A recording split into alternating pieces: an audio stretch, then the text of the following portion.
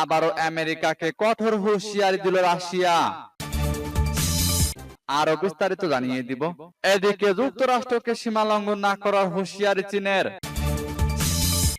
এবার ইসরায়েলকে লেবাননের সঙ্গে উত্তেজনা এড়ানোর পরামর্শ দিলেন ব্লিংকেন। এদিকে পরমাণু অস্ত্র আধুনিকায়ন করবে রাশিয়া, বললেন পুতিন। আরো জানিয়ে দিব, এবার গত 3 বছরে ইরানের অর্থনৈতিক প্রবৃদ্ধি হয়েছে 9 গুণ, দাবি রিপোর্টে। এদিকে আমেরিকা কার্যত যুদ্ধে জড়িয়ে পড়েছে, অভিযোগ রাশিয়ার।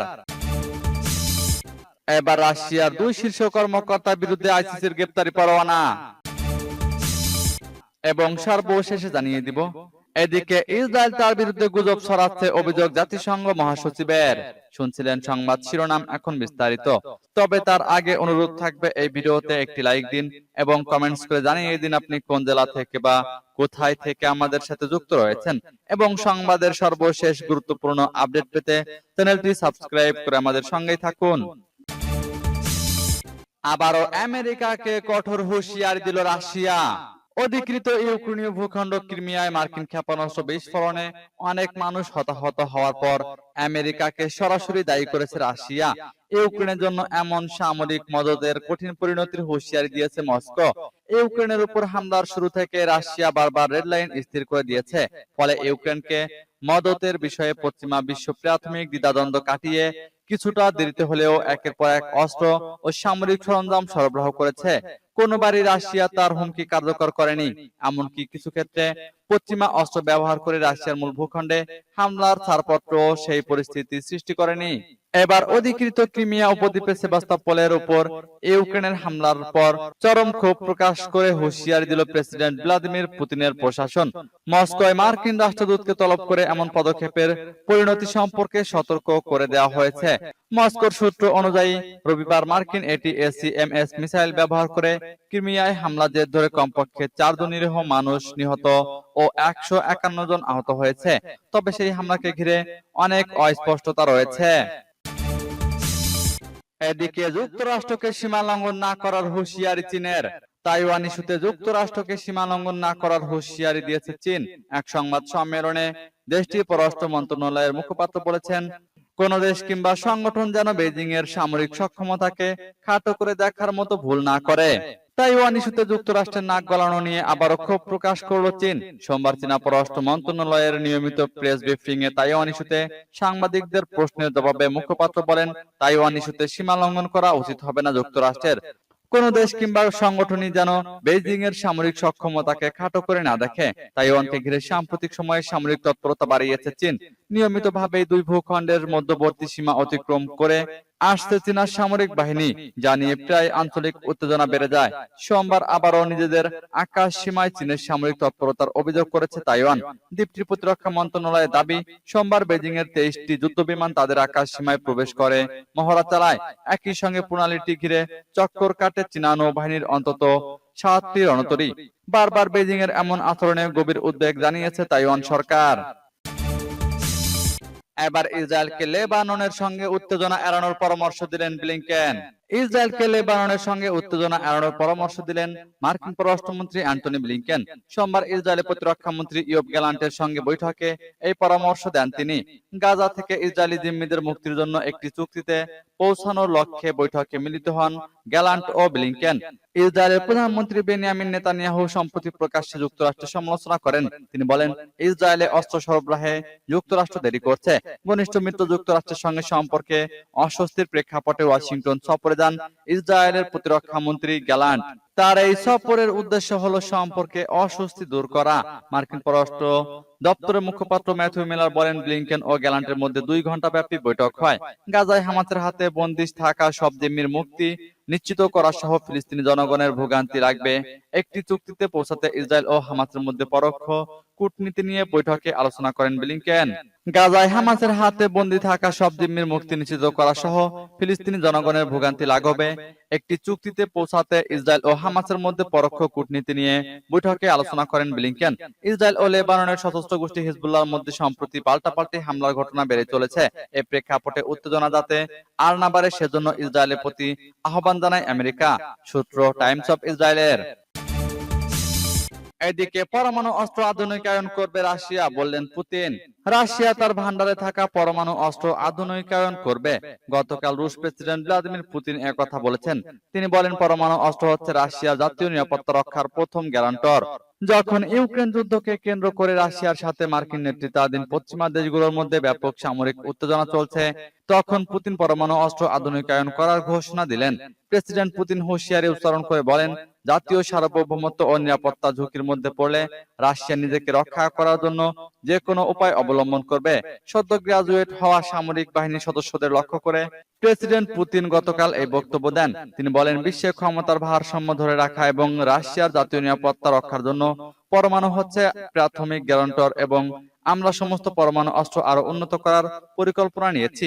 এ বিষয়ে পশ্চিমা বিশ্বকে বার্তা দেওয়ার জন্য ক্রেমলিন গত মাসে রুশ বাহিনীকে সামরিক মহড়া চালানোর নির্দেশ দেয়, তবে ওই মহড়ায় কৌশলগত পরমাণু অস্ত্র মোতায়েন করা হয়নি। সূত্র পার্স টুডে। গত ৩ বছরে ইরানের অর্থনৈতিক প্রবৃদ্ধি হয়েছে ৯ গুণ, দাবি রিপোর্টে। ইরানের কেন্দ্রীয় ব্যাংকের গভর্নর মোহাম্মদ রেজা ফারদিন বলেছেন, বিগত ৩ বছরে ইরানের ৯ গুণ অর্থনৈতিক প্রবৃদ্ধি হয়েছে। একটি নির্দিষ্ট সময় তার পূর্ববর্তী একই সময়ের তুলনায় পণ্য ও অর্থনৈতিক সেবার উৎপাদন বৃদ্ধিকে অর্থনৈতিক প্রবৃদ্ধি বলা হয়। পার্স টুডের রিপোর্ট অনুসারে মোহাম্মদ রেজা ফারদিন বলেছেন, ফার্সি 1390 এর দশকে ইরানের বার্ষিক অর্থনৈতিক প্রবৃদ্ধি ছিল গড়ে মাত্র 0.5%, অথচ বিগত ৩ বছরে ইরানের গড় অর্থনৈতিক প্রবৃদ্ধি হয়েছে 4.5% হারে। ইরানের কেন্দ্রীয় ব্যাংকের গভর্নর আরো বলেন, গত ৩ বছরে ইরানের অর্থনৈতিক প্রবৃদ্ধি বিগত 20 বছরের গড় প্রবৃদ্ধির চেয়ে 2.7% বেশি ছিল। তিনি জানান, গত ৩ বছরে ইরানের তেল বহির্ভূত অর্থনৈতিক প্রবৃদ্ধি 1390 এর দশকের তুলনায় 3 গুণের বেশি এবং শিল্প খাতে এই প্রবৃদ্ধি 9 গুণেরও বেশি হয়েছে।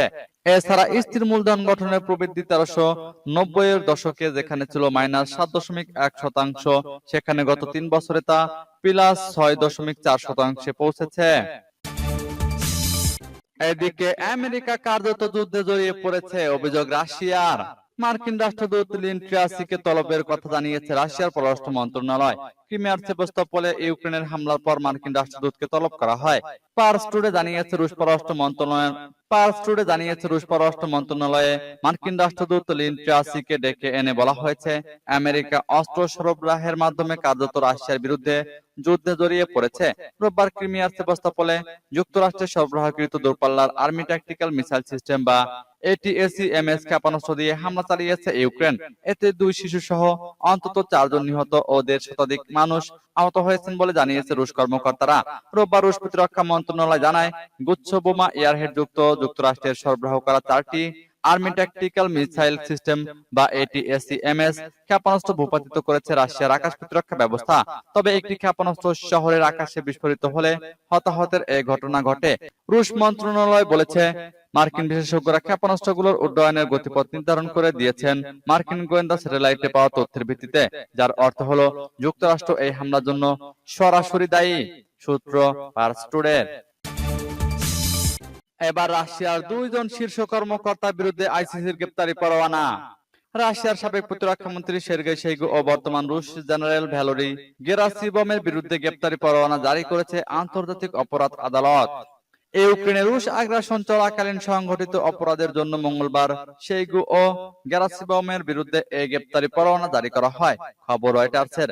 গত মাসে শোইগুকে প্রতিরক্ষা মন্ত্রী পদ থেকে অপসারণ করে রাশিয়ার শক্তিশালী নিরাপত্তা পরিষদের সেক্রেটারি হিসেবে নিযুক্ত করা হয়। হেগ ভিত্তিক আন্তর্জাতিক অপরাধ আদালতের এক সংবাদ বিজ্ঞপ্তিতে বলা হয়েছে, শোইগু এবং গেরাসিমভ ইউক্রেনের বেসামরিক নাগরিক ও লক্ষ্যবস্তুতে হামলা চালিয়ে যুদ্ধ অপরাধ এবং মানবতার বিরুদ্ধে অপরাধ করেছে বলে সন্দেহ করা হচ্ছে। বিজ্ঞপ্তিতে আরো বলা হয়, সন্দেহভাজন এই 2 জন 2022 সালে 10 অক্টোবর থেকে 2023 সালে 9 মার্চ সময়ের মধ্যে ইউক্রেনের বৈদ্যুতিক অবকাঠামোতে রুশ বাহিনীর চালানো ক্ষেপণাস্ত্র হামলার জন্য দায়ী। এমন অভিযোগ বিশ্বাস করা যুক্তিসঙ্গত কারণ খুঁজে পেয়েছেন বিচারকরা। তবে রাশিয়া বরাবরই বলে আসছে, ইউক্রেনের বৈদ্যুতিক অবকাঠামো একটি বৈধ সামরিক লক্ষ্যবস্তু। এছাড়া তারা বেসামরিক নাগরিক ও লক্ষ্যবস্তুতে হামলার বিষয়টি অস্বীকার করে আসছে। রাশিয়ার মতো ইউক্রেনও আইসিসির সদস্য নয়, তবে ইউক্রেন তার নিজস্ব ভূখণ্ডে সংঘটিত অপরাধের বিচারের এখতিয়ার আইসিসিকে দিয়েছে। এদিকে ইসরায়েল তার বিরুদ্ধে গুজব ছড়াচ্ছে, অভিযোগ জাতিসংঘ মহাসচিবের। জাতিসংঘের মহাসচিব অ্যান্টনিও গুতেরেস অভিযোগ করেছেন, ইসরায়েল তার বিরুদ্ধে গুজব ছড়াচ্ছে। স্থানীয় সময় গতকাল সোমবার এক সংবাদ সম্মেলনে তিনি এ অভিযোগ করেন। অ্যান্টনিও গুতেরেস বলেন, এক জায়গা থেকে বারবার বলতে শুনেছি, আমি নাকি কখনোই হামাসের নিন্দা করিনি, আমি নাকি হামাসের সমর্থক। জাতিসংঘ মহাসচিব বলেন, আমি 102 বার হামাসের নিন্দা জানিয়েছি, এর মধ্যে 51 বার ছিল আনুষ্ঠানিক বক্তব্য, অন্যগুলো সামাজিক যোগাযোগ মাধ্যমে। যাই হোক, শেষ পর্যন্ত সত্য জয়ী হয়। তবে গুতেরেসের এমন বক্তব্যের সমালোচনা করেছেন জাতিসংঘ নিযুক্ত ইসরায়েলের রাষ্ট্রদূত গিলাড এরডান। তিনি বলেন, কাজের তুলনায় গুতেরেসের কথা আন্তঃসারশূন্য। কিছু বিষয় নিয়ে জাতিসংঘের সঙ্গে ইসরায়েলের সম্পর্কে অনেকদিন ধরে টানাপোড়েন চলছে। ফিলিস্তিনের গাজায় ইসরায়েলের নির্বিচার হামলা শুরু পর তা ত্বরান্বিত ঠেকেছে। ইসরায়েলের অভিযোগ, জাতিসংঘ সবসময় তাদের বিরুদ্ধাচরণ করে। জাতিসংঘের কর্মীরা হামাস সহ অন্যান্য সশস্ত্র গোষ্ঠীগুলোর হয়ে কাজ করছেন বলেও অভিযোগ করে ইসরায়েল। ইসরায়েলের তোলা বেশ কিছু অভিযোগ নিয়ে তদন্ত করছে জাতিসংঘ, কিন্তু জাতিসংঘের বিরুদ্ধে নানা অভিযোগ করলেও এসব বিষয়ে ইসরায়েল কোনো প্রমাণ এখনো দিতে পারেনি।